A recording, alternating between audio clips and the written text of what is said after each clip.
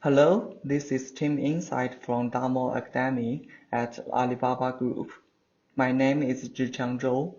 I'm here to present our work with my teammates Chen Zhou, Qingsong Wen, and Liang Sun. Here we start with the background and the main challenges in the competition and show our motivation, model and solution, and the final result. In this competition, we need to find the most significant anomaly for this 250 time series from different areas. After carefully check this data, we realize this competition is very challenging because we are facing many different types of anomalies. Here I list the main 6 types of anomalies. The first one, the outliers, which are some points with the value exceeds the normal range. And the second one, in pattern outlier, which is still some point anomaly, but the value would not exceed the normal range. The 3, the variance anomaly, which is a sudden change of the variance in the time series.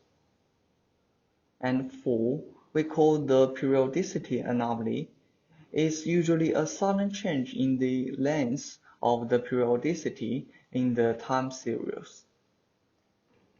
And 5, the flip over. We call the flip over because in this anomaly, the shape of the pattern flipped left to right or upside down. And 6, the pattern shape change. Obviously, in this anomaly, the pattern's shape has changed. So, we start with the matrix profile. Why? Because as we mentioned, most of the anomalies are discords, not point anomalies. And the matrix profile are good at discord detection. Besides, we can reduce the complexity of computing the pairwise normalized Euclidean distance from the order of n squared to the order of n log n by implementing some convolution and fast Fourier transform. But why not just use the matrix profile?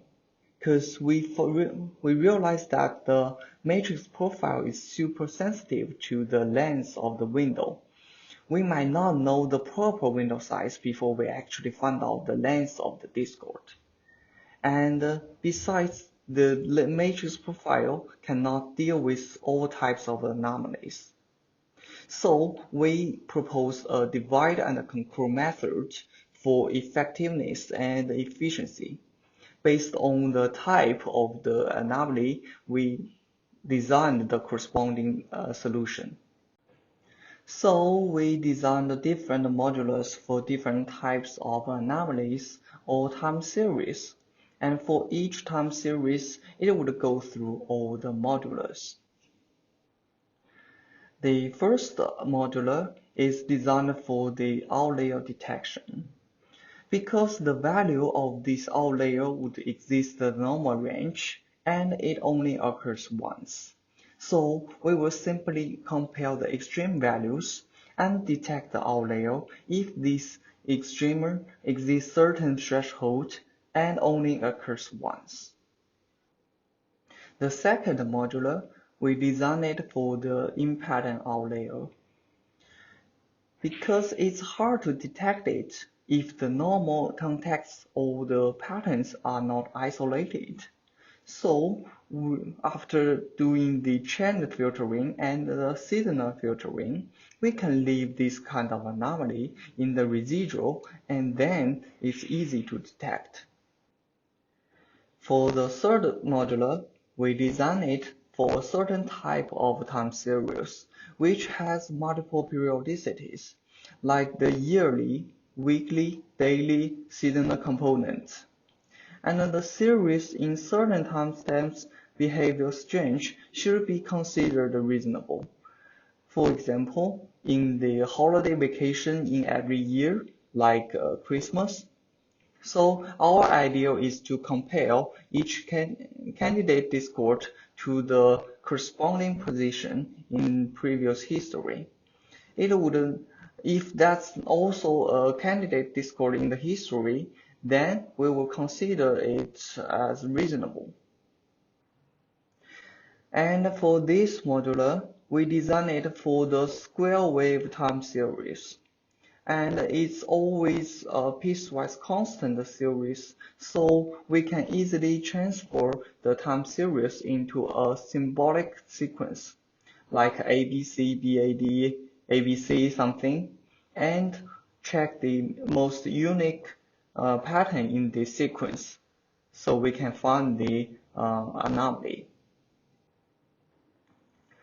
And for this variance anomaly detection modular, we are designing this modular because we realize the variance change is hard to detect when the complex trend and seasonal patterns exist.